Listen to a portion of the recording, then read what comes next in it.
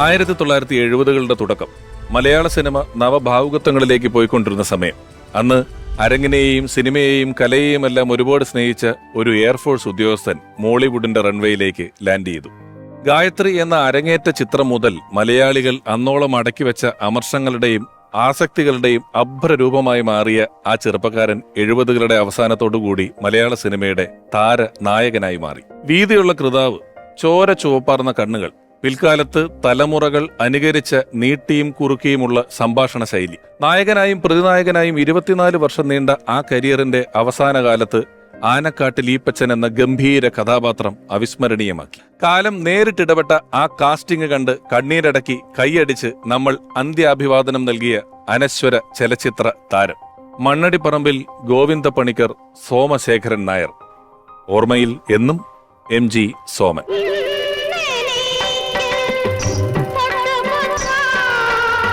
പക്ഷെ അവളൊന്ന് ഒച്ച വെച്ചിരുന്നെങ്കിലോ, ഒന്ന് ഉറക്കെ കരഞ്ഞിരുന്നെങ്കിലോ. എനിക്ക് ദോഷം വരുമെന്ന് കണ്ടാൽ കൊല്ലാനും കുഴിച്ചു മൂടാനും മടിയുള്ള ആളല്ലേ. കൽപ്പാന്തകാലത്തോളം കാതരേ നീ എൻ മുന്നിൽ. നേരാ തിരുമിനി, ഈ പച്ചൻ പള്ളിക്കുടുത്ത് പോയിട്ടില്ല. മരം വെട്ടുകാരനായിരുന്നു എന്റെ അപ്പൻ. മരണശിക്ഷയ്ക്ക് വിധിക്കപ്പെട്ട ഒരുവന്റെ അവസാനത്തെ ആഗ്രഹം നടത്തി കൊടുക്കേണ്ടത് ഒരു ജയിൽ സൂപ്രണ്ടിന്റെ ഡ്യൂട്ടിയാണ്. എന്റെ ജന്മം നീയെടുത്ത്. താൻ ഇന്ന് വന്ന ആളാ അല്ലേ? വടക്കുള്ളവും പൂണൂലിട്ട് വന്ന് ഇറങ്ങുമ്പോ തെക്കുള്ളവും മേമുണ്ടഴിച്ച് അരേക്കെത്തി ഓച്ചാനിച്ചു പിടിച്ച് നിന്നല്ലേ പറ്റൂ. ഗായത്രിയിൽ വരുമ്പോ സോമേട്ടൻ ഒരു പുതുമുഖമായിരുന്നല്ലോ, ഒന്ന് പറഞ്ഞു കൊടുത്തു സാർ. സമ്മതിച്ചു, ഞങ്ങൾ ഒന്ന് എടുത്തോട്ട്. വെണ്ണയോ വെണ്ണിലാവുറഞ്ഞതോ ഓർമ്മയിലെന്നും.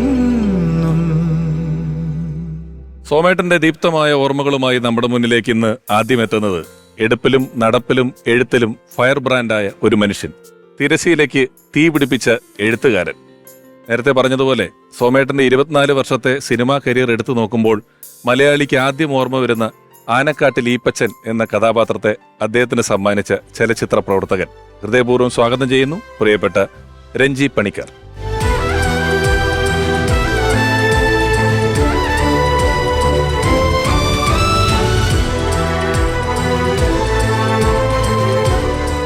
രഞ്ജേട്ടാ നമസ്കാരം. ഓർമ്മയിലെന്നും എന്നുള്ള പേരുള്ള ഈ പരിപാടിയിൽ സോമേട്ടൻ്റെ ഒരു എപ്പിസോഡ് ചെയ്യുമ്പം അദ്ദേഹത്തിന്റെ വലിയ 24 വർഷം നീണ്ട ഒരു കരിയറിൽ മലയാളിയോട് പെട്ടെന്ന് ഒരു കഥാപാത്രം പറയാൻ പറഞ്ഞാൽ ഇപ്പോഴേ ഏറ്റവും പെട്ടെന്ന് ഓർത്തു പറയുക ആനക്കാട്ടിൽ ഈപ്പച്ചൻ എന്ന് പറയുന്ന ഒരു കഥാപാത്രമാണ്. ഒരുപാട് നായക കഥാപാത്രങ്ങളും പ്രതിനായക കഥാപാത്രങ്ങളും ഒക്കെ അദ്ദേഹം ചെയ്തിട്ടുണ്ടെങ്കിലും മലയാള സിനിമയിൽ ഒരു അച്ഛൻ കഥാപാത്രം ഇത്ര ബോൾഡായി, ഇത്രയും സ്ട്രോങ് ആയി, ഇത്രയും പിന്നീട് ആളുകൾ കാലാതീതമായി എടുത്തു പറയുന്ന പള്ളിക്കൂടത്തിൽ പോയിട്ടില്ല എന്ന് പറയുന്ന ഡയലോഗ് ഉൾപ്പെടെ പറഞ്ഞ ഒരാളാണ്. എത്ര പേജ് ഉണ്ടായിരുന്നു ആ ഡയലോഗുകൾ അദ്ദേഹത്തിന്? എൻ്റെ ഈ സ്ക്രിപ്റ്റിൻ്റെ ലെഫ്റ്റ് സൈഡാണ് പൊതുവെ ഹെവി. നമ്മൾ സിനിമയിൽ കാണുമ്പോൾ അല്ലെങ്കിൽ കേൾക്കുമ്പോൾ ഡയലോഗ് വളരെ ഹെവി ആയിട്ട് തോന്നുമെങ്കിൽ അതിനേക്കാൾ ഹെവിയാണ് സ്ക്രിപ്റ്റിൻ്റെ ലെഫ്റ്റ് സൈഡ്. അപ്പം അങ്ങനെ നോക്കുമ്പോൾ ഒരുപാട് പേജസ് ഉണ്ട്. എനിക്ക് തോന്നുന്നു ആ സീൻ ഒരു 10, 50, 60 പേജ് ഉണ്ടാവും. അത് ആദ്യം അന്ന് ഒരു 4-5 പേജ് രാവിലെ എഴുതി കൊടുത്തു. ഞാൻ മിക്കവാറും അതിൻ്റെ ഒരു ഫൈനൽ ഷേപ്പിലുള്ള ഒരു സ്ക്രിപ്റ്റിലേക്ക് എഴുതി എത്തുന്നത് ഷൂട്ട് നടക്കുമ്പോഴാണ്.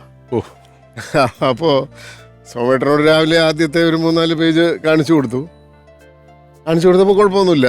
പിന്നെ ഇങ്ങനെ പതുക്കെ ഓരോ പേജായിട്ട് വരികയാണ്. അപ്പോൾ കുറച്ച് കഴിഞ്ഞപ്പോൾ സോമേട്ടന് ദേഷ്യം വന്നു. എന്തുകൊണ്ടാ ഇത് എത്ര നേരമായി ഇത് പറഞ്ഞുകൊണ്ടിരിക്കുന്നു, ഇതിനും മാത്രം ഡയലോഗ് എങ്ങനെ പറയുമെന്നൊക്കെ പറഞ്ഞിട്ട് വഴക്കുണ്ടാക്കി എൻ്റെ അടുത്ത്. ഈ ഡയലോഗ് സോമേട്ടൻ അങ്ങനെയാണല്ലോ. സോമേട്ടൻ വഴക്കുണ്ടാക്കാൻ ഒരു കാരണം നോക്കിയിരിക്കും രാവിലെ. അപ്പോൾ സ്നേഹമുള്ളവരോടാണെങ്കിൽ ഏറ്റവും ഗംഭീരമായിട്ട് വഴക്കുണ്ടാക്കും. അപ്പോൾ ഞാൻ ഇത് പറഞ്ഞേ പറ്റുള്ളൂ. ഇപ്പം തന്നാൽ ഞാനങ്ങനെ കാണാൻ പഠിച്ച് പറയും. ഞാൻ ഇതൊക്കെ കാണാൻ പഠിക്കാൻ വേണ്ടിയിട്ടാണല്ലോ വന്നിരിക്കുന്നത്, അല്ല പിന്നെ MG സോമനെ എന്തിനാണ് വിളിക്കുന്നത്? അങ്ങനെ ആണ് അത് പറഞ്ഞത്. അത് അന്നൊക്കെ ഫിലിമല്ലേ, റീടേക്കുകൾ എടുത്താല് സോമേട്ടൻ അങ്ങനെ റീടേക്ക് ഒന്നും വേണ്ടി വരില്ല. ഇത് വഴക്കുണ്ടാക്കാൻ വേണ്ടി പറയുന്ന സോമേട്ടൻ ഇത് വായിച്ചു കഴിഞ്ഞാൽ ഡയലോഗ്, ഒന്നാമത് നാടകത്തിന്റെ ഒരു വലിയ പരിശീലനം സിദ്ധിച്ച നടനാണ്. അപ്പോൾ സ്റ്റേജിൽ നിന്ന് വരുന്ന ഒരാളെന്നുള്ള നിലയ്ക്ക് ഡയലോഗ് കാണാതെ പഠിക്കുക എന്നുള്ളതെന്ന് പറയുന്ന വലിയൊരു പ്രയത്നമാണ്. അപ്പൊ കൊണ്ട് കൊടുക്കുന്നോണ്ടാണ്, അപ്പൊ കൊണ്ട് കൊടുത്താൽ ചീത്ത വിളിച്ചിട്ട് പഠിക്കും.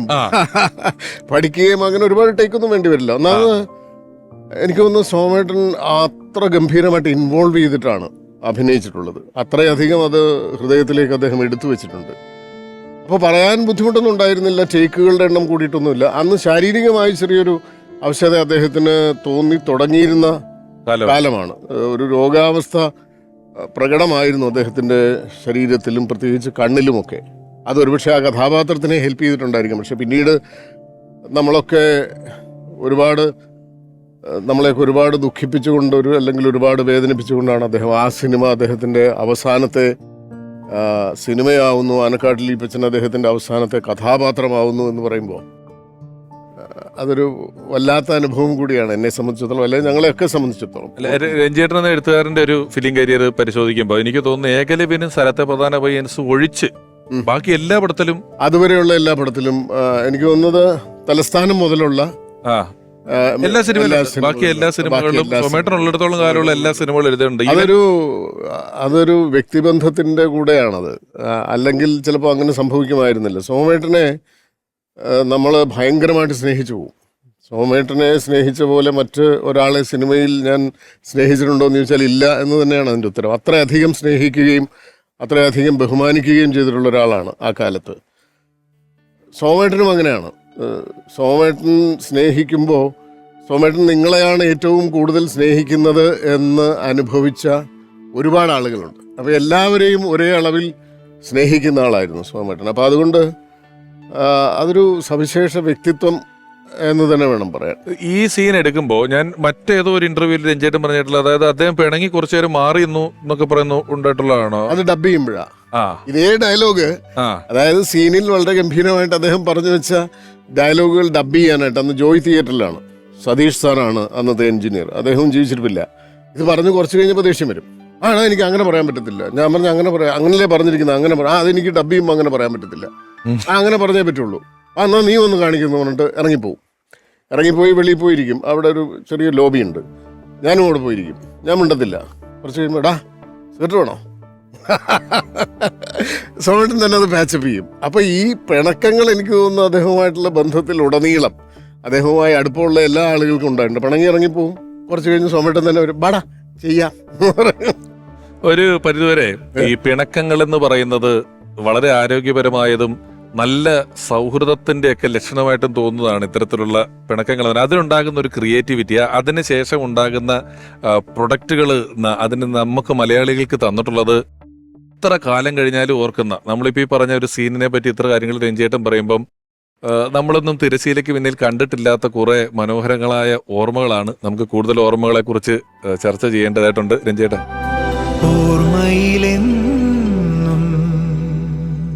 രഞ്ജേട്ടൻ, ഞാനിപ്പോ പറഞ്ഞു എഴുതിയ 80% സിനിമകളിലും സോമേട്ടൻ ഉണ്ടെന്നല്ലോ. അതെ അതെ. സിനിമയ്ക്ക് മുമ്പ് രഞ്ജേട്ടൻ ഒരു ചീത്ത വിളിക്കും, ഇല്ലെങ്കിലും ചീത്ത വിളിക്കും. ഞാനില്ലേ ഈ സിനിമയിൽ ഇല്ലെങ്കിൽ അതുകൊണ്ട് ഞാൻ ചോദിക്കാൻ വന്നത്, ഈ സിനിമയ്ക്ക് മുമ്പ് രഞ്ജേട്ടൻ ഒരു പത്രപ്രവർത്തകന്റെ കാലഘട്ടമുണ്ട്. പത്രപ്രവർത്തകൻ എന്ന് പറയുമ്പോഴും സിനിമാക്കാരുമായിട്ട് കാണാനും സംസാരിക്കാനും ഒക്കെ ഒരുപാട് ഭാഗ്യം ലഭിക്കുന്ന ഒരു ജോലിയാണ്. ആ കാലഘട്ടത്തിൽ സോമേട്ടനെ കണ്ടിട്ടുണ്ടോ, വേണ്ടിയിട്ടുണ്ടോ, പരിചയപ്പെട്ടിട്ടുണ്ടോ? പത്രപ്രവർത്തകൻ എന്ന നിലയ്ക്കാണ് ഞാൻ സോമേട്ടനെ പരിചയപ്പെടുന്നത്.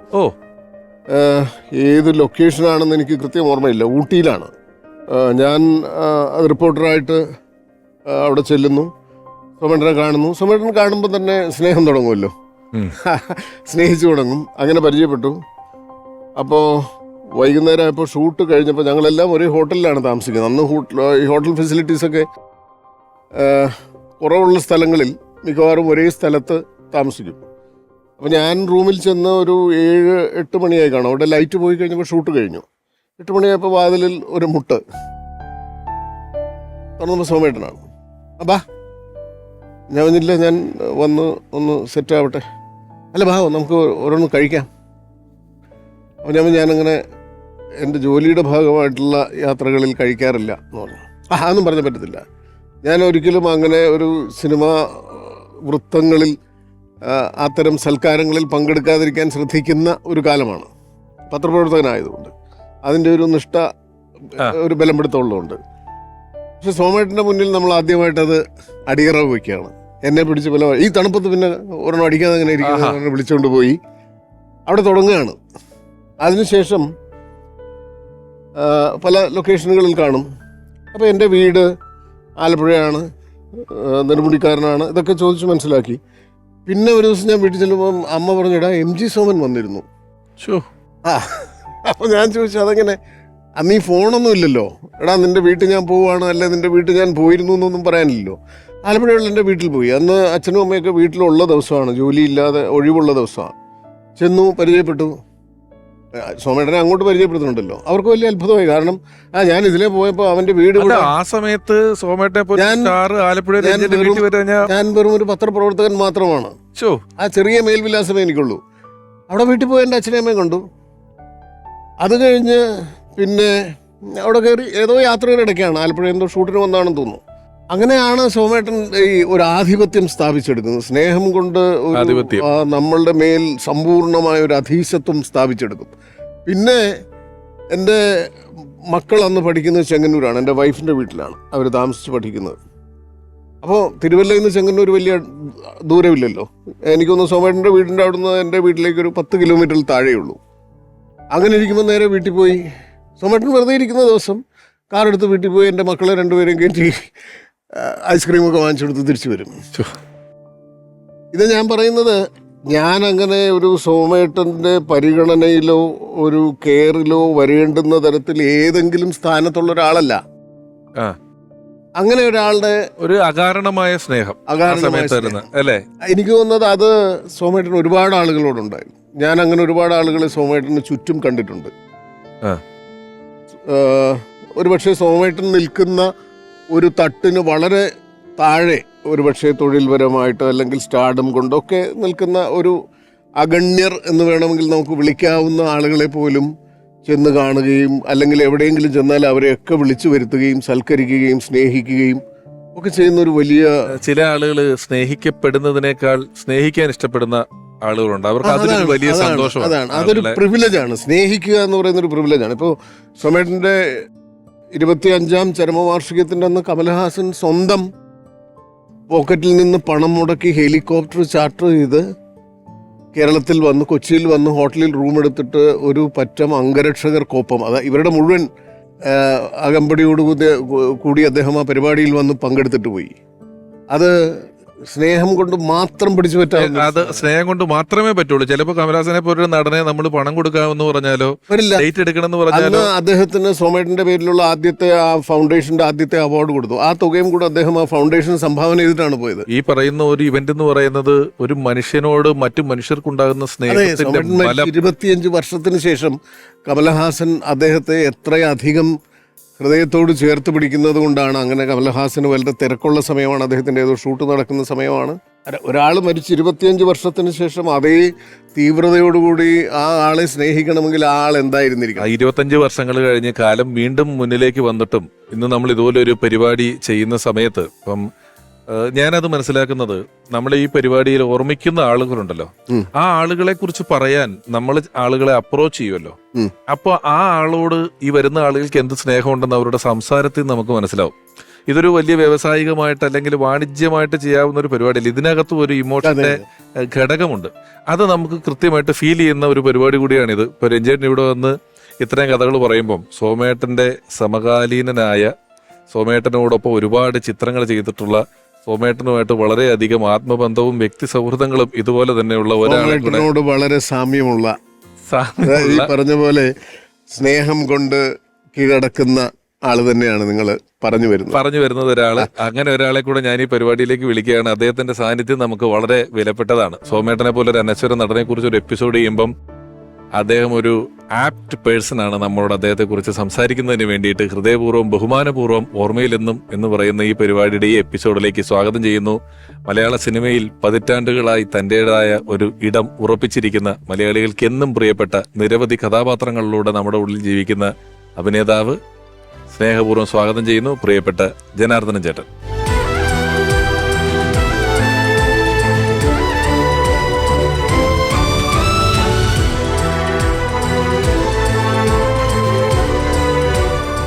ചേട്ടാ നമസ്കാരം. ഇപ്പം രഞ്ജേട്ടൻ ഇങ്ങനെ സോമേട്ടന്റെ ഒരു സൗഹൃദങ്ങളെ കുറിച്ചും ഒരു വാക്ക് രഞ്ജേട്ടൻ പറഞ്ഞത് സ്നേഹാധിപത്യം എന്നുള്ളതാണ്. സ്നേഹം കൊണ്ടൊരു ആധിപത്യം സൃഷ്ടിക്കുക എന്ന് പറഞ്ഞിരുന്നു. സോമേട്ടനാണോ ജനുവേട്ടനാണോ ആദ്യം സിനിമയില്? 72 ഞാൻ കയറുന്നു. ആദ്യത്തെ കഥ എന്ന് പറയുന്നത് കെ എസ് സേതുമാധവ സാറിന്റെ പടത്തിലാണ്. ആ. അതിനുശേഷം ഞാൻ ചായം എന്ന് പറഞ്ഞ ഇവിടെ ചെയ്തു. അത് കഴിഞ്ഞ് ഉള്ള പടമാണ് ഗായത്രി. അത് 74-ലാണ്. ആ. ശ്രീധരന്റെ ഇടം എന്ന് പറയുന്ന പെരുമ്പാവൂർക്കാരൻ എടുത്ത പടമാണ് ഗായത്രി. ആ. അവിടെ വെച്ച് അത് ശുചീന്ദ്രത്തിൽ വെച്ചാണ് ഷൂട്ട് ചെയ്തിരുന്നത്. അന്നാണ് ഞാൻ പുള്ളിയായിട്ട് ആദ്യമായിട്ട് പരിചയപ്പെട്ടത്. ഈ കണ്ട് പരിചയപ്പെടുക എന്നൊക്കെ പറഞ്ഞാൽ സംസാരിച്ച് കഴിഞ്ഞപ്പോൾ തന്നെ ഒരു ഭയങ്കരമായ ഒരു അടുപ്പമായി. അതാണ് സോമന്റെ വ്യത്യാസം. ഒരുപാട് സുഹൃത്തുക്കൾ എന്ന് പറഞ്ഞാൽ നമ്മൾക്ക് കുശുമ്പ് വരുന്ന തരത്തിലുള്ള സ്നേഹബന്ധം പുലർത്തിയിരുന്നൊരു വ്യക്തിയാണെങ്കിൽ ഒരു പ്രാവശ്യം സോമനുമായിട്ട് സംസാരിച്ചാൽ അയാൾ ഒരു കാരണവശാലും സോമനെ മറക്കുകയോ സോമനെ അടുത്തത് പോവുകയില്ല. നിങ്ങൾ രണ്ടുപേർക്കും ഈ ഒരു ഡിഫൻസ് ബന്ധമുണ്ടല്ലോ. ജനാർദ്ദനൻ ഡിഫൻസ് ഉണ്ടായിരുന്നില്ലേ? സോമൻ 9 കൊല്ലത്തോളം ഉണ്ടായിരുന്നു. ഞാനവിടെ പോയി 2 കൊല്ലം കഴിഞ്ഞ പാടി ഉണ്ടാക്കി തിരിച്ചു പോകുന്നു. നമുക്ക് എല്ലാവരുമായിട്ടും അങ്ങനെ ഒരു ബന്ധം ഉണ്ടാക്കണം. എനിക്ക് വരെ ഒരുപാട് സുഹൃത്തുക്കളില്ല. പക്ഷേ ഈ സോമന്റെ കാര്യം പറഞ്ഞു കഴിഞ്ഞാൽ ഒരു കുടുംബം പോലെയാണ് കഴിച്ചത്. അവൻ്റെ വീട്ടിൽ ഞാൻ പോകുന്നത്, എൻ്റെ വീട്ടിൽ അത് എന്താണെന്ന് അറിയില്ല, ഒരു നമുക്ക് പറഞ്ഞ് ഫലിപ്പിക്കാൻ പറ്റാത്ത രീതിയിലുള്ള ഒരു ആത്മബന്ധം ഉണ്ടാവും. അതാണ് ഞങ്ങൾ തമ്മിലുള്ളത്. വലിയ ഇഷ്ടമായിരുന്നു. അത് പറഞ്ഞാൽ അത് ഒരു കണക്കില്ലാത്ത രീതിയിലുള്ള ഇഷ്ടമായിരുന്നു.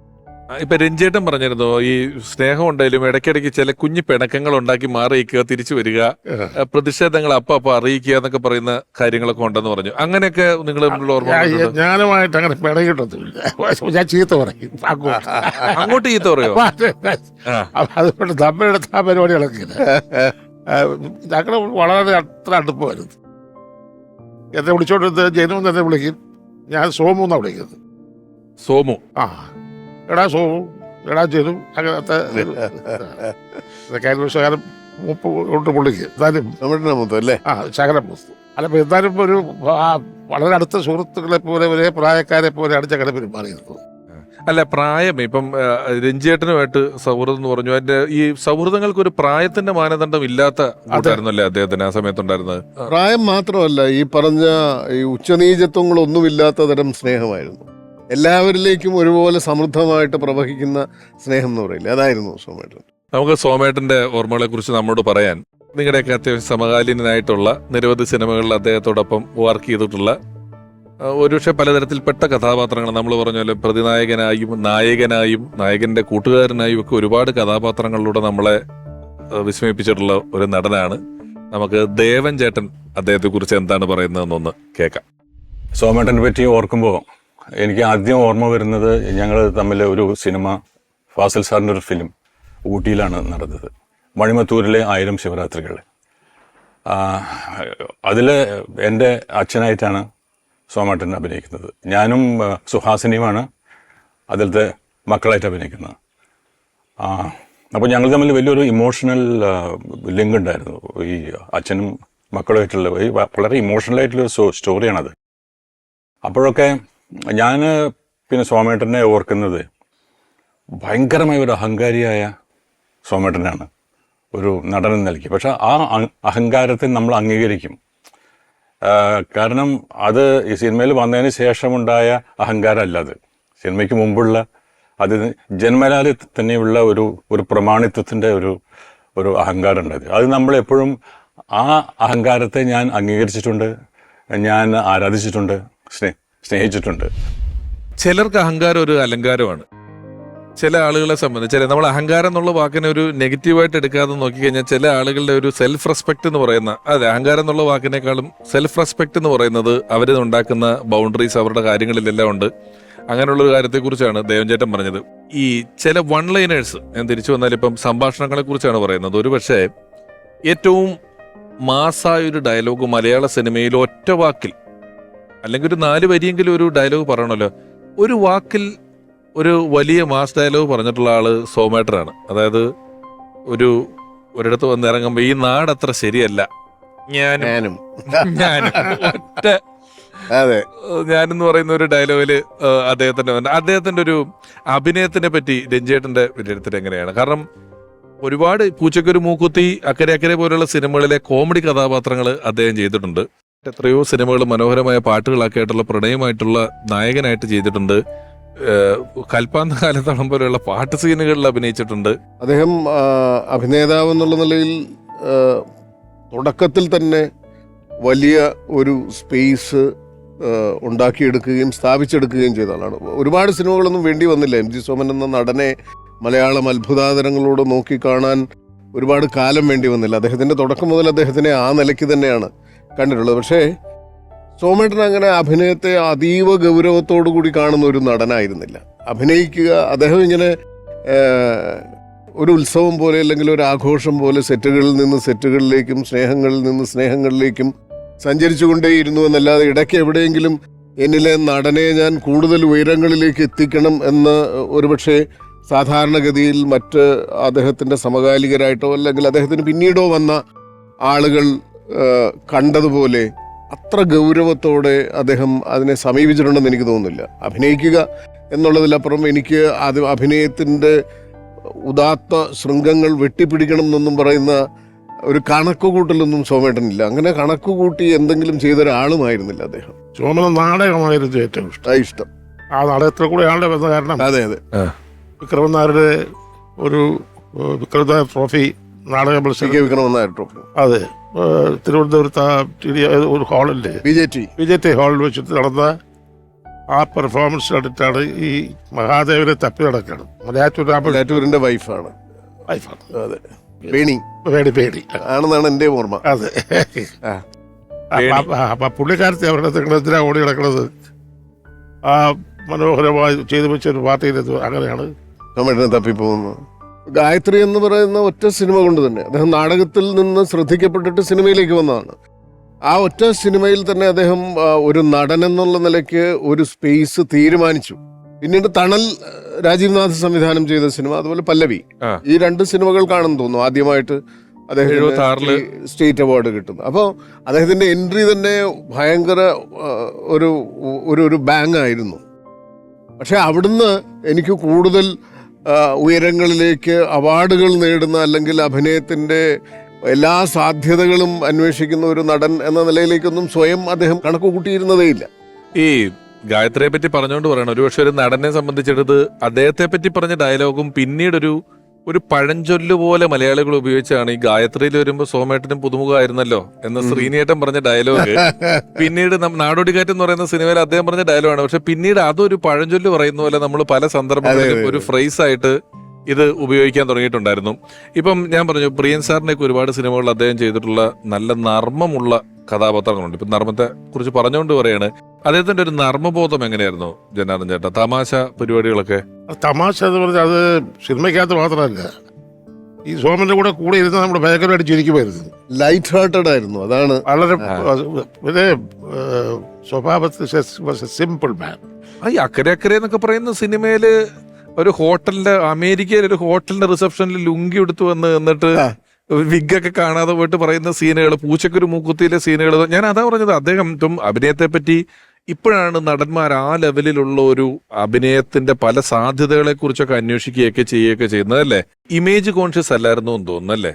കാരണം അവളുടെ രാവുകൾ, ഇതാ ഇവിടെ വരെ എന്നൊക്കെ പറയുന്ന സിനിമകളിലൊക്കെ ചട്ടക്കാരി അല്ലെ? ഇപ്പൊ നമ്മൾ ഏറ്റവും പുതിയ കാല സിനിമകളിൽ കാണുന്ന ഒരു പരിഷ്കാരി അല്ലെങ്കിൽ സിനിമകളിൽ അയ്യോ ഇത് ഞാൻ ചെയ്താൽ എന്താവും എന്നൊക്കെയുള്ള ചിന്തകളൊന്നും പല കഥാപാത്രത്തിനും അദ്ദേഹത്തിന് ഇല്ലാത്ത പോലെ തോന്നിയിട്ടുണ്ട്. ഇമേജ് കോൺഷ്യസ് അല്ലായിരുന്നു, ഒട്ടുമല്ല. ആ സമയത്ത് ഇപ്പൊ ഒരു 2 ദിവസം ഷൂട്ടിംഗ് ഇല്ല, നിങ്ങളൊരു ഊട്ടിയിലോ കൊടൈക്കനാലോ ഒക്കെ ലൊക്കേഷനിലെത്തി, അവിടുത്തെ കാലാവസ്ഥ കൊണ്ടോ സാങ്കേതികമായ ഒരു കാരണം കൊണ്ടോ ഒക്കെ ഒരു 2 ദിവസം ഷൂട്ടിംഗ് ഇല്ലെങ്കിൽ അന്ന് ഒരു 70s 75 80 സമയത്തൊക്കെ എന്തായിരിക്കും നിങ്ങളുടെ പരിപാടി?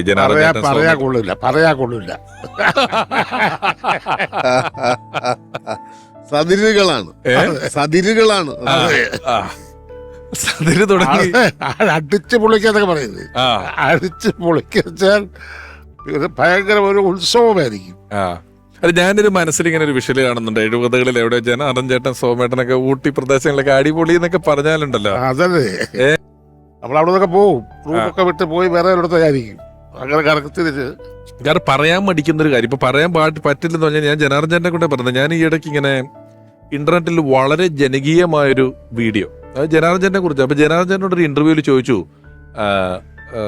എന്താണ് ഏറ്റവും വലിയ ആഗ്രഹം. എനിക്കെന്ന് പറഞ്ഞാൽ എനിക്ക് അധികം ടെൻഷനൊന്നും അടിക്കാറൊന്നും വയ്യ, ഒരു സ്മോൾ അടിച്ച് അടിക്കുമ്പോ അഭിനയിച്ചോണ്ടിരിക്കുമ്പോ മരിക്കും എന്നൊക്കെ പറയുന്ന ചില ആളുകളുണ്ട്. അതല്ല അഭിനയമല്ല, അടിച്ചോണ്ടിരിക്കുമ്പോ മരിക്കണം. അതാണ് എനിക്ക് വേറെ ഒന്നും ടെൻഷൻ ഒന്നുമില്ല. അത് ഒരെണ്ണം അടിച്ചു, അത് അടിച്ചോണ്ടിരിക്കുമ്പോ ടക്ക് എന്ന് പറഞ്ഞ് പോവാ, അല്ലാതെ വേറെ കാര്യങ്ങളിലേക്കൊന്നുമില്ല അല്ലേ. ജനാർദ്ദന ചേട്ടന് ആ സമയത്ത് അല്ല നിങ്ങളുടെ അടിച്ചുപൊളി എന്ന് പറഞ്ഞാൽ അത് പറയാനും പറ്റുന്ന കാര്യങ്ങളും അല്ല എന്ന് പറയാം. വൃത്തികെട്ട സംഭവങ്ങളൊന്നുമല്ല ഉദ്ദേശിച്ചത് തന്നെയാണ്. ആ നല്ല കോസ്റ്റ്ലി മദ്യം വാങ്ങിക്കുക, സന്തോഷത്തോടുകൂടി ഇത് കഴിക്കുക. ഒരുപാട് പേര് ഒരുപാട് കൂട്ടുകാരെ വിളിക്കും, കൂട്ടുകാരെ വിളിച്ച് അങ്ങനത്തെ ഞാൻ പറഞ്ഞ ഉത്സവമാകും. പക്ഷേ ഇതുവരെ അതൊരു ഒരു ദുർനടപ്പിലേക്ക് പോയിട്ടില്ല യാതൊരു കാരണവശാലും. അല്ല ഞാൻ അതുകൊണ്ടാണല്ലോ ഞാൻ എടുത്ത അവധി സമയങ്ങളിൽ ഒഴിവു സമയങ്ങളിൽ നിന്ന് ചോദിച്ചത്. അപ്പൊ രഞ്ജേട്ട, ജനാർദ്ദൻ ചേട്ട, സോമേട്ടനുമായിട്ട് ആത്മബന്ധമുള്ള ഒരാളെ കൂടെ നമ്മുടെ ഈ പരിപാടിയിലേക്ക് ഞാൻ സ്വാഗതം ചെയ്യുകയാണ്. ഒരു 3 പതിറ്റാണ്ടിലധികമായി മലയാള സിനിമയിൽ ഒരുപാട് കഥാപാത്രങ്ങൾ പ്രതിനായകനായും ക്യാരക്ടർ റോളുകൾ ചെയ്തുമെല്ലാം നമ്മളോടൊപ്പം നമ്മുടെ മനസ്സിൽ സ്ഥാനം പിടിച്ച ഒരു നടൻ ഹൃദയപൂർവ്വം ഈ എപ്പിസോഡിലേക്ക് സ്വാഗതം ചെയ്യുന്നു. പ്രിയപ്പെട്ട സാദിഖ് ഖാൻ.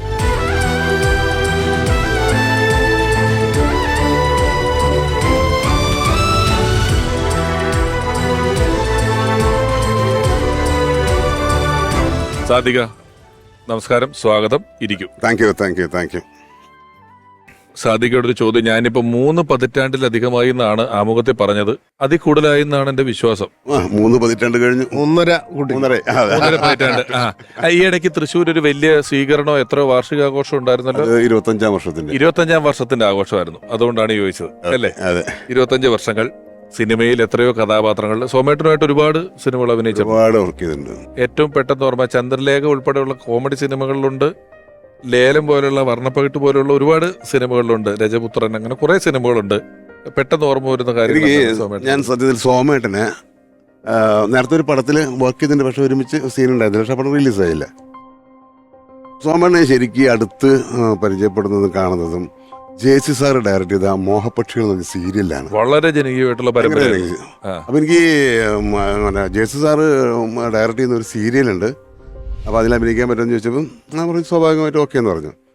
ലൊക്കേഷൻ 93-94 ആ സമയങ്ങളിൽ. അപ്പം ആ സീരിയലിൽ അഭിനയിക്കാൻ വേണ്ടി വന്നപ്പോഴാണ് ഞാൻ അറിയുന്നത് എൻ്റെ അച്ഛൻ, അതായത് സോമേട്ടൻ്റെ മകനായിട്ട് ഞാൻ അഭിനയിക്കുന്നത്. എൻ്റെ ഭാര്യ ശാന്തികൃഷ്ണനാണ്, സുഹൃത്ത് സായികുമാറാണ്. വൻ പുലികളുടെ ഇടയിലാണ് ഞാൻ നിൽക്കുന്നത്. അപ്പോഴാണ് എനിക്കറിയുന്നത്, എനിക്കറിയില്ലായിരുന്നു. അപ്പോൾ സോമേട്ടനായുള്ള സീക്വൻസ് ആയിട്ടില്ല. അപ്പോൾ എൻ്റെ സിസ്റ്ററുടെ മാരേജ് കഴിഞ്ഞ് ഞാൻ അന്നത്തെ ദിവസം അവിടെ തൃശ്ശൂർ അവിടെ കുറച്ച് ലേറ്റായി എല്ലാ ഫംഗ്ഷൻ കഴിഞ്ഞപ്പോൾ ഞാൻ ഉറങ്ങിപ്പോയി. രാവിലെ സോമേട്ടനായുള്ള സീൻ വെച്ചിരിക്കുകയാണ്. എനിക്ക് ടൈമിനെത്താൻ പറ്റിയില്ല. ഫസ്റ്റ് ദിവസം തന്നെ സോമേട്ടനായുള്ള സീൻ എടുക്കാൻ പറ്റണ്ടേ.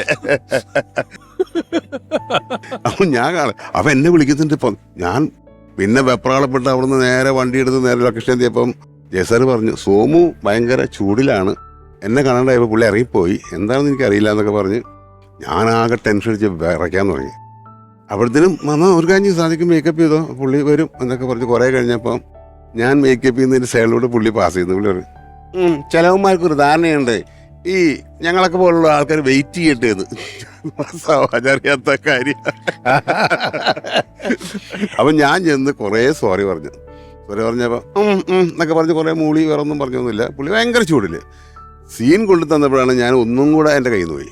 കാരണം ഫുൾ പെർഫോം ചെയ്യേണ്ടതും അതുപോലെ ഇമോഷൻ സീനും സോമേട്ടനെ കെട്ടിപ്പിടിച്ച് ഒരു കൺഫസിങ് നടത്തുന്ന സംഭവമാണ് സോമേട്ടനായിട്ട്.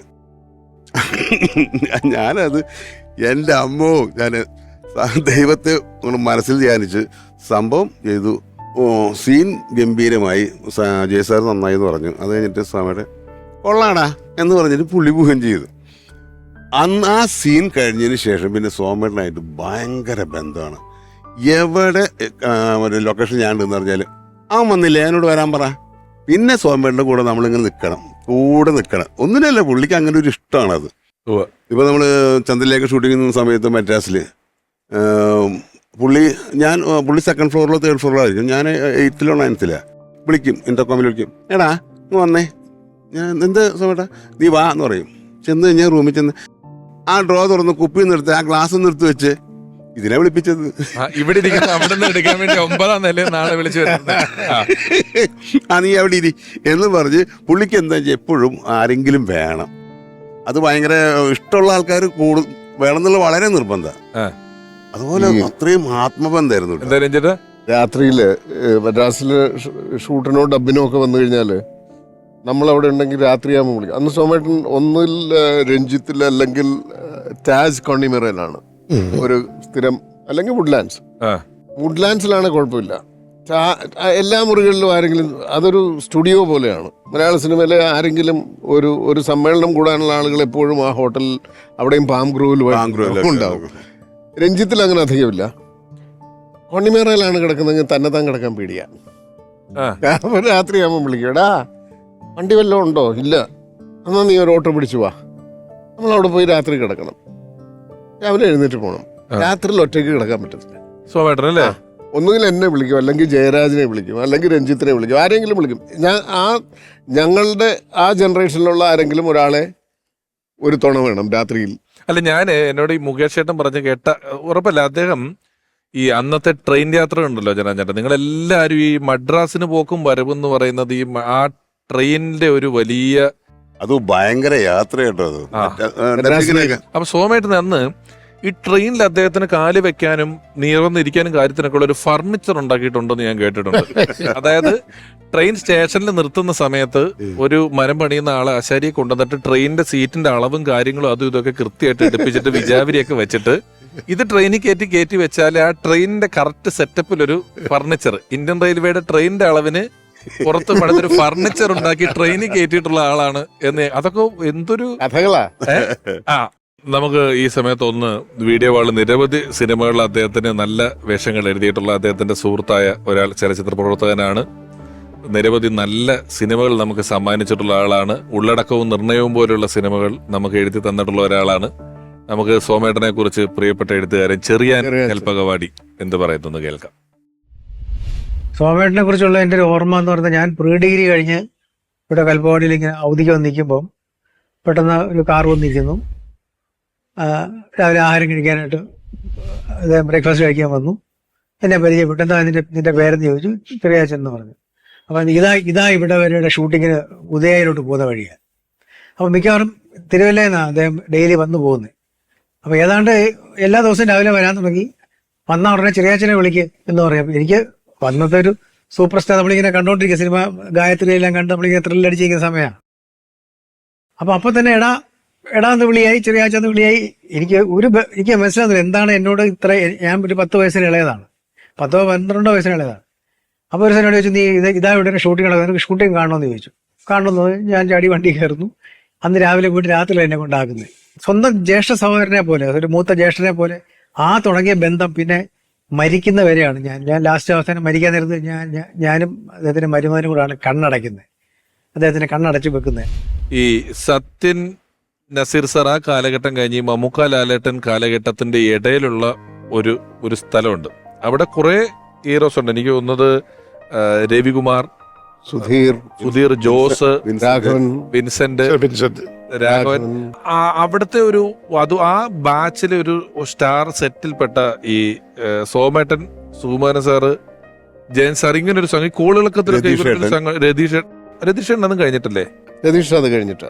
അപ്പൊ ഹീറോ ആണ്. എത്രയോ സിനിമകളില് ഹീറോ ആണ്. ഈ ഹീറോ ഈഗോ എന്ന് പറയുന്ന ഒരു സാധനം ഉണ്ടല്ലോ, ഞാൻ പിന്നെ ഹീറോയേ ആകുള്ളൂ, ഞാൻ അല്ലാത്ത വേഷങ്ങൾ ചെയ്യില്ല എന്ന് പറയുന്ന ഒരുപാട് അഭിനേതാക്കളുണ്ട്. പക്ഷെ സോമേട്ടൻ ഹീറോ ആയിട്ട് നിൽക്കുന്ന സമയത്ത് തന്നെ ഒരുപാട് അല്ലാത്ത വേഷങ്ങൾ ചെയ്തിട്ടില്ലേ? സഹവേഷങ്ങൾ ഇഷ്ടം പോലെ ചെയ്തിട്ടുണ്ട്.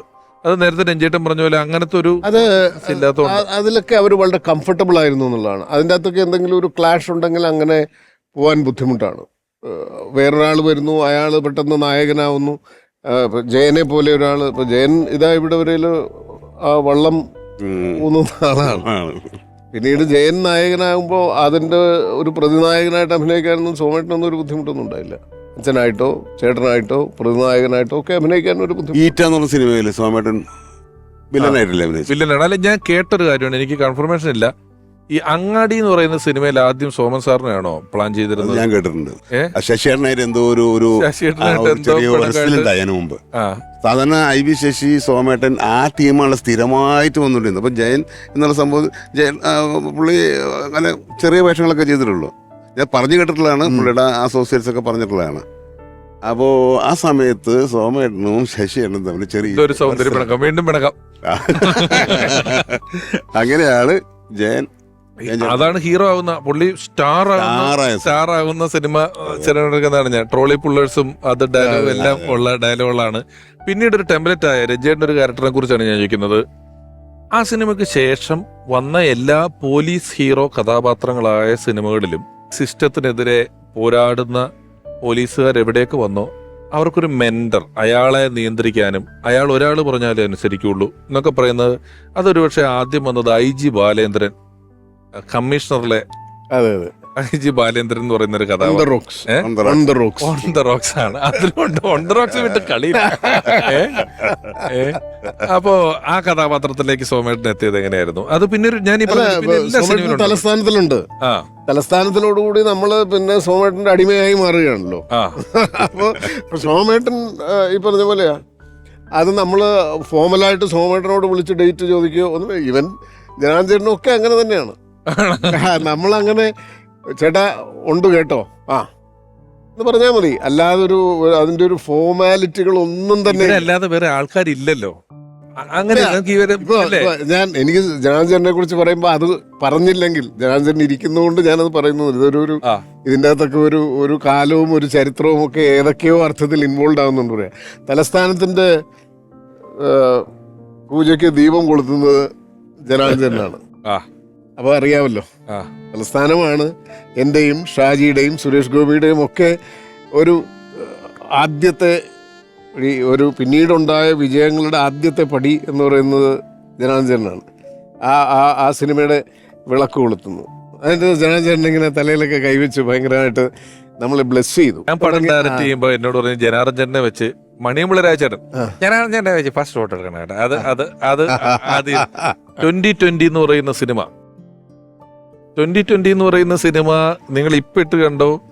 ആ സിനിമയുടെ first shot, first dialogue Janardhan ചേട്ടൻ മൈക്കിൽ ഈശ്വരൻ അനുഗ്രഹിക്കട്ടെ എന്ന് പറഞ്ഞിട്ട് ആ സിനിമ തുടങ്ങുന്നത് അല്ലേ? ഈ ഓരോ സിനിമകളിലും ഇവരൊക്കെ ഉൾപ്പെടുന്നത് എന്നെ സംബന്ധിച്ചിടത്തോളം എൻ്റെ എല്ലാ സിനിമകളിലും അത്തരം സ്നേഹബന്ധങ്ങൾ കാസ്റ്റിങ്ങിന്റെ ഒരു വളരെ പ്രധാനപ്പെട്ട കാര്യം. അത് സാധിക്കുന്നൊക്കെ അറിയാം. അപ്പോ സോമേട്ടൻ ഉണ്ടാവുക എന്ന് പറയുന്നത് നമ്മുടെ ഒരു ആഗ്രഹമാണ്. ഈ ഒരു വേഷം മാത്രമാണ്, ലേലത്തിലെ ഒരു വേഷം മാത്രമാണ് തെറി പറഞ്ഞിട്ട് ചോദിച്ചു വാങ്ങിച്ച വേഷം. ഞാൻ ചോദിക്കാൻ വരും രഞ്ജേട്ടൻ്റെ അടുത്ത്. കാരണം സോമേട്ടൻ ഒരു തവണ രഞ്ജേട്ടനോട് ഞങ്ങൾ പറഞ്ഞു കേട്ടാ, രഞ്ജേട്ടൻ പറഞ്ഞിട്ടുണ്ട്. അത് ചോദിച്ചു, എടാ മരിക്കുന്നതിന് മുമ്പേ എനിക്ക് നല്ലൊരു വേഷം നീ തരുമോ? അങ്ങനെയാണോ ചോദിച്ചത്? അങ്ങനെയാണോ പറഞ്ഞത്? അത് കിങ്ങില് സോമേട്ടന് 2 സീനാണ് ഉണ്ടായിരുന്നത്. അലക്സാണ്ടർ ഒറ്റ സീൻ കൊണ്ട് തന്നെ അലക്സാണ്ടർ ഒരു സാമ്രാജ്യമായിട്ട് അവിടെ നിൽക്കുകയുണ്ട്. സെക്കൻഡ് ഹാഫ് തുടങ്ങുന്നത് എഗെയിൻ സോമേട്ടനും മമ്മൂക്കയുമായിട്ടുള്ള ഒരു കോമ്പിനേഷൻ സീൻ ഉണ്ടായിരുന്നു. ആ സീൻ സിനിമയുടെ ലെങ്ത്, സിനിമ എന്താണ്ട് 3.5 മണിക്കൂറോറ്റോ ഉണ്ട് ഫൈനൽ എഡിറ്റ് വന്നപ്പോൾ. പിന്നെ അതിൽ നിന്ന് ആ ഒരു ടെമ്പോയെ ബാധിക്കാത്ത തരത്തിൽ, അല്ലെങ്കിൽ അതിൻ്റെ ഒരു ലിങ്കുകളെ ബാധിക്കാത്ത തരത്തിൽ നീക്കാവുന്ന ഒരു സീൻ സോമേട്ടൻ്റെ സീനാണ്. സോമേട്ടൻ അതിഗംഭീരമായിട്ട് പെർഫോം ചെയ്തിട്ടുള്ളത്. സോമേട്ടനും മമ്മൂക്കയും തമ്മിലുള്ള ഒരു കൺഫ്രണ്ടേഷനാണത്. അതായത് അലക്സാണ്ടർ എന്ന അതികായൻ എന്നാണല്ലോ അതിൽ പറയുന്നത്. ആ അതികായന്റെ മുന്നിൽ തേവള്ളിപ്പറമ്പിൽ ജോസഫ് അലക്സ് ചെറുതായി വിനീതനായി വിഭ്രാന്തികൾക്ക് നിരുപാധികം മാപ്പ്. നമുക്ക് ഒരു 5 മിനിറ്റ് പറഞ്ഞു കഴിഞ്ഞാൽ ഗണേശ് ചേട്ടൻ the rest I think I know എന്ന് പറഞ്ഞ് ബാക്കി പറയുന്നുണ്ട്. അതെ, മ്യൂട്ടിനസ് ഹെലൂസിനേഷൻസ് ഓഫ് അഡോളസെന്റ് അബ്സോൾട്ട് പറയുന്ന സാധനം.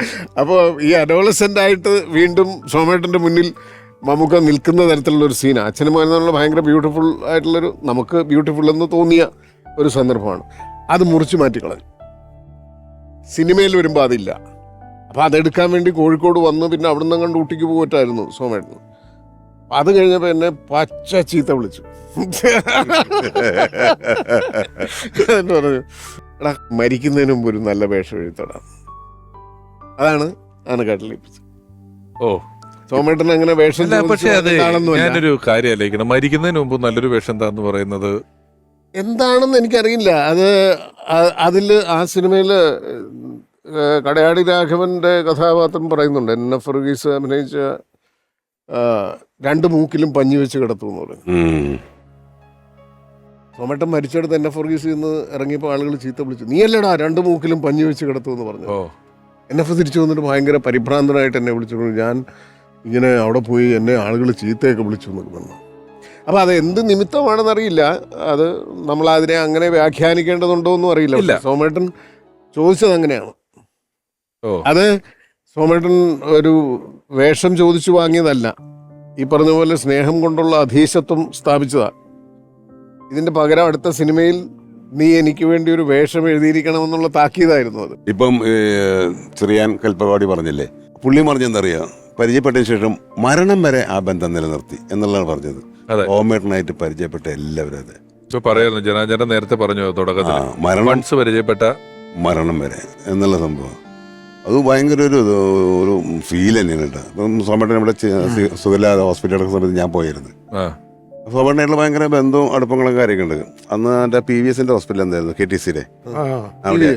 യെസ്, അവിടെ റൂമിൽ കയറി ചെന്നു. വന്നോ മറ്റേ സാധാരണ ഭാഷയിൽ കയറി വന്നുടനെ തന്നെ എന്നോട് പറഞ്ഞെന്നറിയാം, എടാ ആ കാലൊന്ന് ഞെക്കിക്കേ, അവിടെ വൈഫുണ്ട്, മോളുണ്ട്, എല്ലാവരും ഉണ്ട്, ഒക്കെ ഉണ്ട്. അപ്പൊ പുള്ളിക്ക് എന്താ വെച്ചിട്ടുണ്ടെങ്കിൽ ആ അധികാര സ്നേഹത്തിന്റെ അധികാരം കാണി, ആ കാലം ഞെക്കിക്ക്, ഞാൻ ഒരു കാലം കുറേ നേരം ഞെക്കി കൊടുത്തു. പുള്ളിക്ക് അതൊക്കെ കൂടുതൽ സ്നേഹം പ്രകടിപ്പിക്കുക എന്നുള്ള ആ ഒരു ലൈനാണ് പുള്ളിയുടെ. അതെ, എപ്പോഴും അത് കേട്ടോ. അങ്ങനെ അത് വളരെ അടുത്ത ആൾക്കാർക്ക് അറിയാവുന്ന കാര്യം. എനിക്ക് ഈ സിനിമയിലെ ചില സാധനങ്ങൾ, എനിക്ക് റോഡിൽ നമ്മൾ ബസ്സിൽ യാത്ര ചെയ്യുമ്പോഴോ വഴിയിൽ കൂടെ പോകുമ്പോഴോ ഒരു റോഡ് റോളർ വഴിയിൽ കിടക്കുന്നത് കണ്ടാൽ എനിക്ക് പപ്പുച്ചേട്ടൻ ഓർമ്മ വരും. ചില സാധനങ്ങൾ ചിലരെ പ്രതിനിധീകരിക്കുമല്ലോ. അപ്പോ ഒരുപക്ഷെ ഈ കൃതാവ് ഇറക്കിയ ഒരു മനുഷ്യനെ കണ്ട മലയാളിക്ക് പെട്ടെന്ന് സോമേട്ടന് ഓർമ്മ വരും. ആ കൃതാവ് വെറും കൃതാവല്ല, അതിന്റെ പേരുണ്ട്, വീതുളി കൃതാവ്. വീതുളി കൃതാവ് എന്ന് പറയാൻ. ഇത്രയും കാലം കഴിഞ്ഞിട്ട് ഈ കഴിഞ്ഞ വർഷം സോമന്റെ കൃതാവ് എന്ന് പറയുന്ന ഒരു മലയാള സിനിമ വന്നു. ഇതുമായിട്ട് യാതൊരു ബന്ധവുമില്ലാത്ത കഥയും കഥാപശ്ചാത്തലവും ഒക്കെ ആണെങ്കിലും എന്റെ സുഹൃത്താണ് സിനിമ എഴുതിയതൊക്കെ. പക്ഷേ അത് ഇടുമ്പോഴും നമുക്ക് ഇദ്ദേഹത്തെ ഓർമ്മ വരുന്നുണ്ട്. അതിന് സോമേട്ടന്റെ ഒരു ന്യായീകരണമുണ്ട്. ഞാൻ ചോദിച്ചിട്ടുണ്ട്, എന്തിനാ ഇത്രയും വലിയ കൃതാവ്, സോമേട്ടനേക്കാൾ വലിയ കൃതാവ് എന്തിനാ? എടാ എന്റെ ഇവിടം കുറച്ച് ഒട്ടിയായിരിക്കുന്നത്, അപ്പൊ എന്റെ കവിള് കുറച്ച് സൈഡിലേക്കാണ് നിൽക്കുന്നത്, അപ്പൊ അത് ബാലൻസ് ചെയ്യാൻ വേണ്ടിട്ട് ഒരു അനാറ്റമിക്കൽ ബാലൻസ്. അപ്പൊ അത് വെറുതെ വെച്ച ഒരു കൃതാവല്ല. ഈ കവിള് കുറച്ച് ഒരു പരന്ന കവിളാണല്ലോ, വലിയ മുഖമല്ലേ, ഒരു സ്ക്രീൻ നിറച്ചുള്ള മുഖമാണല്ലോ. അപ്പോ അത് ഈ ഭാഗം ഒന്ന് ബാലൻസ് ചെയ്യാൻ വേണ്ടിയിട്ടാണ് അത് ഇവിടുന്ന് ഇങ്ങനെ ഇവിടെ കൊണ്ട് ഈ പരപ്പിന് തൊട്ട് മുകളിൽ വരെ അത് നിർത്തും. സോമൻ സാറിന്റെ ഓർമ്മകൾ പറഞ്ഞാലും തീരാത്ത അനുഭവങ്ങൾ, സൗഹൃദങ്ങളുടെ കഥകൾ, സിനിമാ വിശേഷങ്ങൾ, അദ്ദേഹത്തിന്റെ വ്യക്തിബന്ധങ്ങൾ തുടങ്ങിയ ഒരുപാട് കാര്യങ്ങൾ നമുക്ക് ഇനിയും ചർച്ച ചെയ്യേണ്ടതായിട്ടുണ്ട്, ഓർക്കേണ്ടതായിട്ടുണ്ട്. ആ ഓർമ്മകളിലൂടെയുള്ള യാത്ര തുടർന്നുകൊണ്ടേയിരിക്കേണ്ടതാണ്. ആ യാത്രയുടെ ഓരോരോ വഴിവക്കുകളിൽ നിന്നും അതിഥികൾ ഈ എപ്പിസോഡിലേക്ക് വന്നുകൊണ്ടേയിരിക്കും. ഓർമ്മയിലെന്നും MG സോമൻ എപ്പിസോഡ് തുടരും. ഇന്നത്തെ എപ്പിസോഡ് ഇവിടെ അവസാനിക്കുന്നു.